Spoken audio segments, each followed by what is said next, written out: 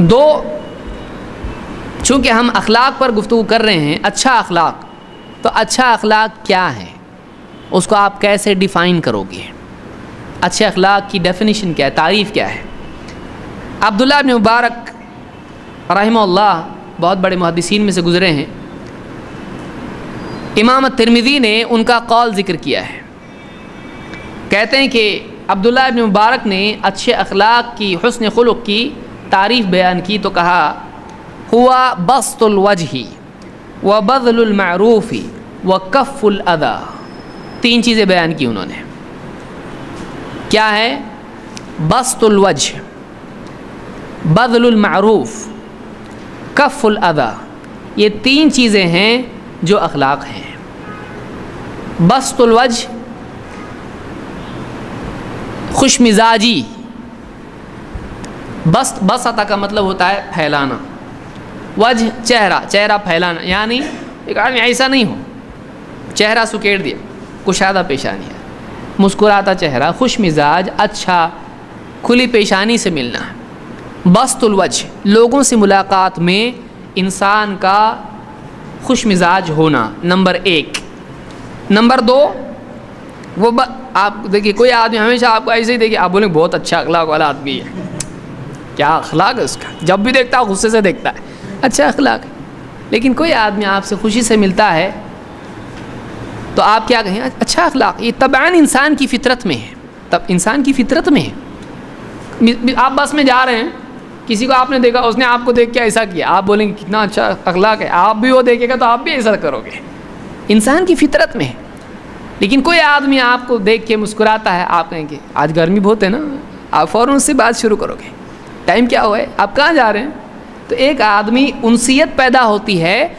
ایک آدمی جب خوش مزاجی سے دیکھتا ہے، بس بولا بھی نہیں ابھی تک، آپ کو نام بھی معلوم نہیں، اترنے تک آپ نے پوچھا نہیں، لیکن آپ کے دل میں اس کا امپیکٹ کیا ہوگا، کہیں اور ملے، ارے کیسے ہاتھ ملا اس سے، کیسے آپ، تو فوراً آدمی کے اندر ایک انسیت پیدا ہوتی ہے جب آدمی خوش مزاجی سے ملتا ہے.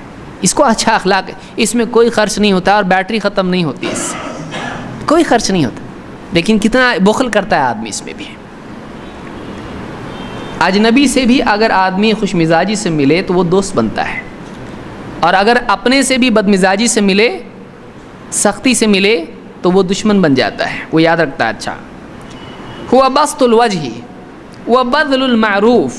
بذل المعروف کے معنی ہے بھلائی کا دوسروں پر خرچ کرنا، چاہے وہ اقوال سے ہو یا اموال سے ہو یا سلوک سے ہو.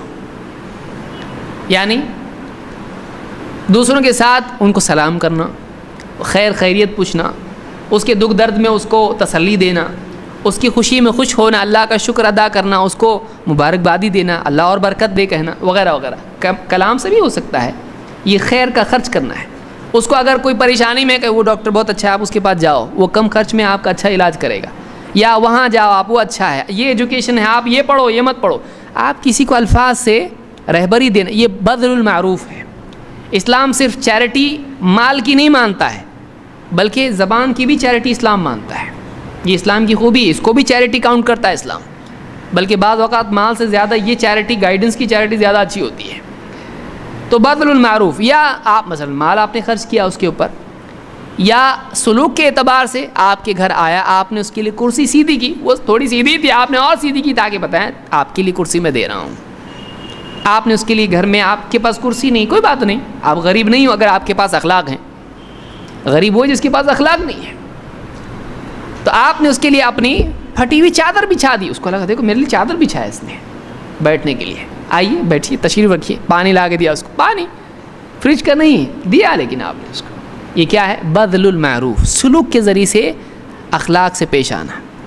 اور وکف الاذی، اس نے کچھ کوڑی بات بول دی، آپ کی زبان تک آیا اس کو، تو بہت بھاری ہے، مجھ کو معلوم ہے، مجھ سے برا تو ہے، نہیں بولا آپ نے اس کو. کف الاذی، اپنی طرف سے شر کو روک کے رکھنا، تکلیف سے اس دوسروں کو بچانا. آپ کے اندر کوئی کمی ہے، کوئی برائی ہے، ہر آدمی کے اندر کچھ برائیاں ہوتی ہیں. کوئی شارٹ ٹیمپرڈ ہوتا ہے، کوئی کیسا ہوتا ہے، کوئی پاورفل ہوتا ہے تو پاور بھی استعمال بھی کرتا ہے. کف الاذی، کوئی تکلیف نہیں دینا دوسروں کو، یا دوسروں سے تکلیف کو ہٹانا. چلتے چلتے آپ نے دیکھا راستے میں یہاں پتھر پڑا ہے, اندھیرے میں کوئی اس کو دیکھے گا, آپ کو ٹھیس لگی, اب آپ نے سوچا میرے بعد پیچھے جو آئے گا اس کو بھی یہاں پہ ٹھوکر لگے گی. آپ نے پتھر کیا کیا, بازو ہٹا دیا, راستے کے کنارے ڈال دیا. تو یہ کیا ہوا, کف الاذی, خود اپنی تکلیف بھی دوسروں سے روک لینا اور دوسروں کو تکلیف سے بچا. یہ سب اچھے اخلاق میں آتا ہے. تو 3 چیزیں بتائیں, خوش مزاجی, خیر کا دوسروں پر خرچ کرنا, اور برائیاں, نقصان, شر دوسروں سے روک کے رکھنا. دوسروں کو اپنی طرف سے خیر پہنچانا اور شر سے دوسروں کو بچانا. یہ 3 چیزیں ہیں جن کو آپ اچھا, اور بہت ہی جامع تعریف ہے, یہ سارا دیکھیے ساری زندگی اس میں آ گئی. تو یہ اچھا اخلاق اس کو کہتے ہیں. اس کو, یہ کس کا قول ہے, عبداللہ ابن مبارک کا. اس کو امام الترمذی نے روایت کیا ہے.